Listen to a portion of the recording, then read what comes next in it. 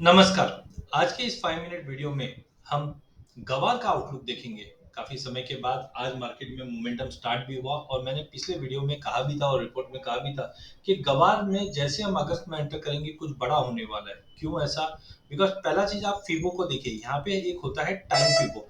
Time फिबो हमें बताता है कि मार्केट में कब कौन-सा मौका आने वाला है। तो हमने टाइम फिबो में देखा कि एक बड़ी रैली को हमने ट्रैक डाउन किया और हमें ये लग रहा है कि करीबन 8 जुलाई मतलब ये वीकली चार्ट है तो जुलाई से कुछ बड़ा होने वाला। तो जुलाई में हमने देखा इनफैक्ट मार्केट पहले नीचे गया, लेकिन बार-बार मैं कह रहा हूँ 5400 के नीचे नहीं जाएगा, 5400 के नीचे। तो 5400 का एक बेस बना के मार्केट रिकवर किया है और आज मार्केट 5600 की तैयारी कर रहा है।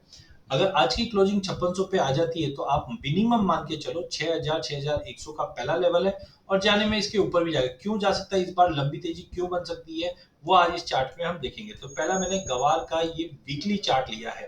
तो यहाँ पे देखिए इचिमिको क्लाउड देखिए भाव आज इधर चल रहा है बट 26 हफ्ते आगे क्या होने वाला है वो आपको पहले ही मिल जाता है। तो इचिमिको क्लाउड में जो ये क्लाउड है ऊपर से टेपर हो चुका है, ऊपर से फ्लैट हो चुका है और जब भी ये क्लाउड फ्लैट हो जाता है तब हम देखते हैं मार्केट के अंदर एक अच्छी खासी तेजी बनती है, रिवर्सल बनता है। तो आप यहाँ पे देख सकते हैं इससे पहले भी 2022 के अंदर जब मार्केट में एक बड़ी तेजी आई थी और मार्केट 7200 का लेवल गवार में आया था, तब आप देखिए कि इचिमिको क्लाउड यहाँ पे फ्लैट हो गया था 5500 पे, जिसके चलते मार्केट में एक रिवर्सल बना और गवार हमने 5600 का लेवल भी बनते हुए देखा।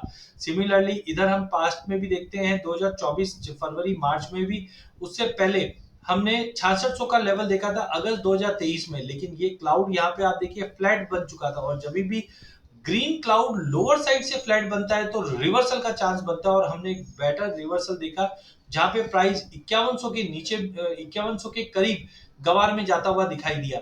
अब आप देख सकते हैं यहाँ पे हमने देखा कि रेड क्लाउड बड़ा बन रहा था बट ये फ्लैट हो चुका है, जिसका मतलब एक स्ट्रॉन्ग रिवर्सल आना चाहिए और टाइम फिबो भी बताता है कि जुलाई ऑनवर्ड्स कुछ बड़ा काम होने वाला है। तो कुल मिलाकर इचिमिको बता रहा है कि मार्केट में एक पॉजिटिवनेस बनेगा। हाँ, no doubt as of now volume participation अगर आप देखते हैं तो वॉल्यूम पार्टिसिपेशन काफी वीक है। यहाँ पे आप देख सकते हैं पिछले साल अगस्त सितंबर में हमने काफी अच्छी वॉल्यूम पार्टिसिपेशन थी बट सिंस अक्टूबर से अभी तक अगर हम देखें तो वॉल्यूम पार्टिसिपेशन काफी कम है। ये थोड़ा सा मार्केट के लिए कंसर्निंग है बट 200 मूविंग एवरेज का एक स्ट्रॉन्ग सपोर्ट से 200 मूविंग एवरेज के स्ट्रॉन्ग सपोर्ट से मार्केट उठता हुआ दिखाई दिया है। तो करंटली प्राइसेस 200 मूविंग एवरेज के ऊपर है। इचिमिको क्लाउड को रिवर्सल करने की पूरी कोशिश कर रही है, टाइम फिबो भी दिखा रहा है और साथ में अगर आप देखेंगे तो 61.80 का फिबो लेवल है, 61.80 का फिबो लेवल है जो 5400 का लेवल दिखा रहा था। आप देख सकते हैं करीबन अप्रैल ऑनवर्ड्स प्राइजेस 5400 के नीचे वीकली क्लोज जनरली होल्ड नहीं कर पा रहा है। एक बार जरूर हमने देखा था कि जून में लास्ट वीक के अंदर 2400 के 5400 के नीचे गया था बट रिकवर कर गया था और आज की ये तेजी अगर 5650 के ऊपर होल्ड कर जाता है तो आप मान के चलिए कि कहीं ना कहीं प्राइजेस के अंदर एक बड़ा जंप देखने मिलेगा। वहीं अगर हम आगे चलते हैं और देखते हैं आरएसआई क्या बता रही है तो आरएसआई में हमने देखा अब तक प्राइजेस कंसोलिडेशन देख रहे थे। कंसोलिडेशन देखने के बाद अगर हम देखते हैं तो आरएसआई 50 के ऊपर एक अच्छी खासी रिकवरी दिखा रही है और इस वक्त आरएसआई 57-58 के करीब पहुंच चुका है, लेकिन मैकडी न्यूट्रल है। लेकिन slowly and steadily McD zero line के ऊपर मैकडी बन रहा है, जिसका मतलब है पॉजिटिव बन सकता है। वहीं वॉलिटिलिटी क्यों बढ़ेगी? देखिए इचिमिको क्लाउड टॉप से बॉटम पे आने की तैयारी कर रहा है, जिसका मतलब है कुछ बड़ा इवेंट होने वाला है। तो कुल मिला के सोइंग के फिगर्स भी कोई खास ऐसे नहीं आ रहे हैं। पिछले साल के मुकाबले गुजरात में भी हमने देखा जो सोइंग के लेवल्स है वो थोड़े थोड़े इम्प्रूव हुए हैं। मतलब स्विंग में ड्रॉप आया हुआ है, जिसके चलते प्राइजेस के अंदर हमें लगता है कि आने वाले दिनों में एक अच्छा खासा ब्रेकआउट आ सकता है। अब लेवल्स की बात करते हैं तो जैसे हमने पहले भी कहा था कि 5600 का जो लेवल है ये काफी इंपॉर्टेंट लेवल है। अगर प्राइजेस ये हफ्ते में 5650 के ऊपर होल्ड कर जाता है तो डेफिनेटली हम हायर साइड पे प्राइजेस को 5900 का इमीडिएट हम रेजिस्टेंट पकड़ेंगे बट कुल मिलाकर 6100 तक का भी लेवल हम जाते हुए देख पाएंगे। तो ये जस्ट एक एंट्री का मौका है जहां पे हम देखेंगे कि गवार के अंदर एक पॉजिटिविटी बन रही है टेक्निकल चार्ट्स के ऊपर। साथ में अब हम देखते हैं गवार गम और गवार सीड रेशियो में भी।